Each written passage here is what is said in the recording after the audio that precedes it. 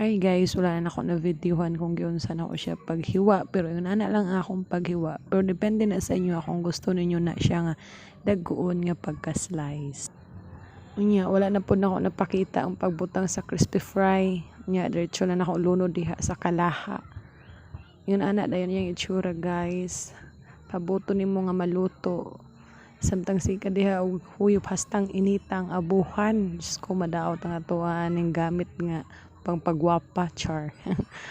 Pero na kayo nimo siya para dili siya mapagod mong balihon, di ka magtinanga sama si mong pagtinanga sa iya ha. Ay by the way na imong balihon na siya, tapos pag mag brown na siya imuha na siyang i-separate.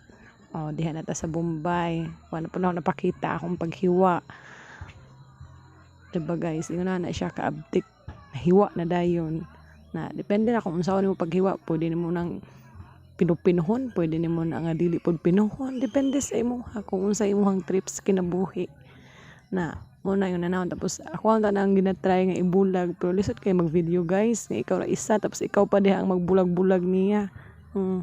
Lisod kay sila bulagon pero kamo dali ra kay mo gibulag.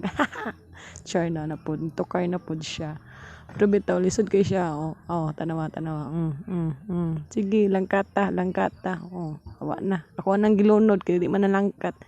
So diha na lang siya. Diha na siya malangkat. Gilunod na ako ang atsyal. Pagkahuman, ukayon dayon na siya pagkahuman guys. Ukayon ninyo pinabongga. Ang dugay kay kuno maglunod, murag pila ka kilo akong gilunod. Lisod kay guys mag video na ikaw ra isa manggod mong ingon ana gyud na iyang result. First timer yarn.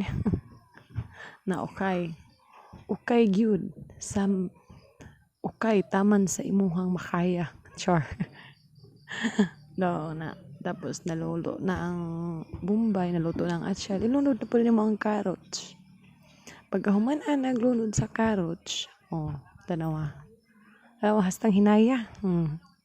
Murag pang labay basketball. murag nagbasketball. Di ba?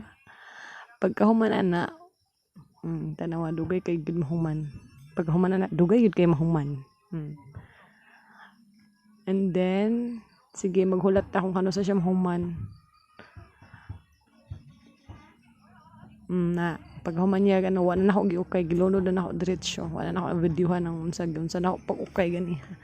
Gisunod na ako ang repolyo na ukay na pod, way katapusang ukay, sige na lang yung ukay.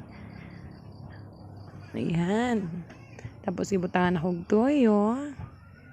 Depende ra na sa imuha. Tansya ra na.